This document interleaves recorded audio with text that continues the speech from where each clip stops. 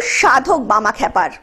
সব্যসাচী চৌধুরী এবার বড় পর্দায় আবির্ভাব হচ্ছেন বামা খ্যাপা রূপে।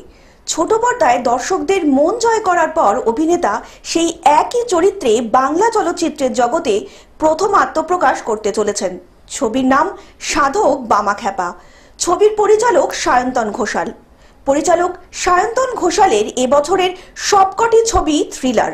তবে সায়ন্তন ঘোষাল এবার একটি মাইথোলজিক্যাল ছবি তৈরির দিকে মন দিয়েছেন। ছবিতে তুলে ধরা হবে বামা খ্যাপার জীবনচিত্র। ছবিতে তারা মায়ের ভূমিকায় অভিনয় করবেন পায়েল দে। সাধক বামা খ্যাপার বাবার ভূমিকায় অভিনয় করবেন সাহেব চট্টোপাধ্যায়। অভিনয় ছাড়াও এই ছবিতে তিনি সাধকের কণ্ঠস্বরের সমস্ত শ্যামা সঙ্গীতও গাইবেন।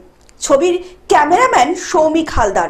সঙ্গীত পরিচালক ইন্দ্রদীপ দাশগুপ্ত। SVF প্রযোজনায় কালী পুজোর সময় মুক্তির কথা ঘোষণা হয়েছে। ছবির মুহূর্তে সব্যসাচী, পায়েল এবং সায়ন্তন সহ ছবিটির অনেকেই উপস্থিত ছিলেন।